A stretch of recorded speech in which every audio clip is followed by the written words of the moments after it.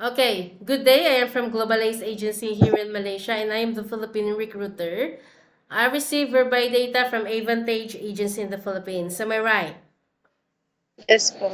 Can you speak English or can you understand English? Yes, ma'am. Are you a 100% willing to come and work here in Malaysia? Yes, ma'am. I am willing. Do you have any friends or any family members working here? No, ma'am. Are you sure No, that ma'am. you don't have? After you come here and reach here in Malaysia, you will tell us, Ma'am, I have sister here. No, So I don't lie to us, okay? yes, ma'am. Okay, so our interview, this is recorded and it will be uploaded in our YouTube channel. But at the same time, your profile will be uploaded in our website. Do you agree? Yes, ma'am. Is this your first time working abroad? Yes, ma'am. Why did you choose to come and work here in Malaysia? Uh, for my family, ma'am. I want to help him. I want to help them. Okay, Like, can you help me introduce yourself? okay.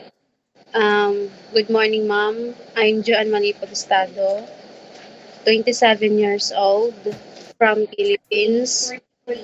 Uh, I have there we are sorry. There are four siblings.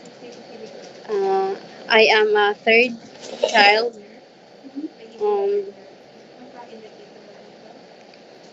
my mother's name Ermelinda Imistado and my father's name Leopoldo Imistado. That's all. Okay, so please speak louder, Joanna. You are single, but do you have children? No, ma'am. When is your I birthday? am September 10, 1997. What is your height and your weight? For 9, my weight is 5'7". What is your religion? Roman Catholic. What about your educational background?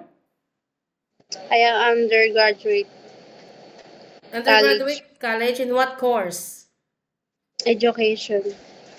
Okay, so how many brother and sister do you have again? We are four siblings, one brother and two sisters. What is your rank in your family?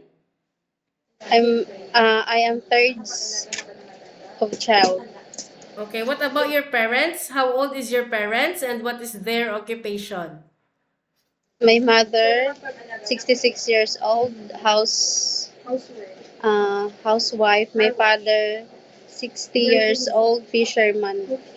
Okay, so do you know what are you up to? You will going to work as a domestic helper here in Malaysia. Okay? So we are Yes, not ma'am. playing here and you will going to sign a 2 years contract. Any uncertain situations that might happen to your family back in the Philippines, please be remind yourself that you cannot easily go back home. Terminating or breaching of contract, you know that there will be a consequences, which is you need to pay your employer and at the same time the agency as nobody forced you to come and work here in Malaysia, okay? Yes, ma'am. Usage of mobile handphone, you cannot hold your phone for 24 hours. But instead, you can hold your phone during nighttime only after you finish your job for the whole day and you will render your phone on the next morning before you start your work. Of Yes, course, ma'am. you are entitled to have a rest once a week, but you are not allowed to go out on your rest day. You will going to stay only inside the employer's house, and if you will work, employer will going to compensate your salary. Are you okay with the rules and regulations? Yes, ma'am. Yes, ma'am. We don't force people to come here. It's either you agree or you disagree. If you disagree, it's okay. You can stay in the Philippines or maybe find job opportunities into other countries. Yeah? Yes, ma'am. So as I have mentioned just a while ago, domestic helper is a very tough job. This is not an Yes, easy job. You cannot simply say you wanted to go back home because you cannot handle your job anymore or you miss your family. No such a thing, okay? yes, You need to be ma'am. multitasking, you need to be flexible. Houses here is very big one. And also, employer here is very particular when it comes of cleanliness, okay? Yes, So, ma'am. ate, are you ready for any task that the employer will be given to you? Yes, ma'am. I am ready. Are you okay to take your children while doing house chores at the same time? Yes, ma'am. Can you take care elderly people? Yes, ma'am. Can you cook? Yes, ma'am. Can you caregiving for bedridden patient and disabled person? Yes, ma'am. Are you comfortable taking care of pets? Yes, ma'am. Okay, so according to your profile, you have a working experience way back April 2021 to April Yes, ma'am. 2023. Is it housemaid? Yes, po. In which part Yes, of the Philippines? Marikina. Okay, can you share it with me? What is your job responsibilities to your previous employment in Marikina? Um, I can clean, wash clothes, um, What is your job responsibilities to your previous employment in Marikina? What is your job there? What did you do?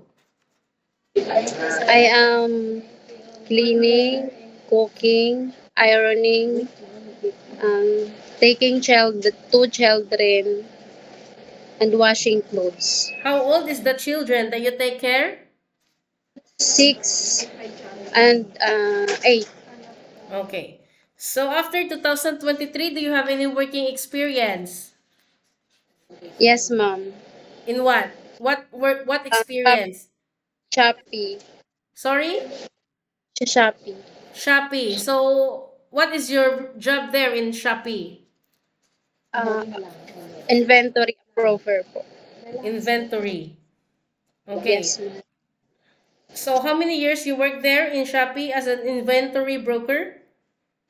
Started from 2023 and last 2025. So you work for 2 years, is it? Yes, ma'am. Okay. So first timer, most especially being a first timer, homesickness will frequently attack you. How will you gonna handle it later? Uh, focusing my focusing my work, and if I have time, I will call my family. Always remind yourself why you wanted to come and work abroad because you wanted to sustain your family's needs and you Yes, want to give a better future for yourself, most especially that you are still a single. Later, once you have your family, then be it, okay? So in yes, Philippines, you can do whatever you want, but here in Malaysia, no such a thing. We need to humble ourselves, we need to follow the rules and regulations of the employer, and we need to respect the culture of the employer at the same time. If you have yes, problem with the employer, inform, or if you have problems or any concerns, inform your employer because you will be the one working inside the premises for 2 years, okay? yes, ma'am. Thank you. I think that's all for now. Thank you for your time. It was my pleasure meeting you. But please stay connected through WhatsApp because globalized agents will going to contact you to conduct an interview together with the employer. Yeah? Thank you. Thank you so much and have a good day. Bye.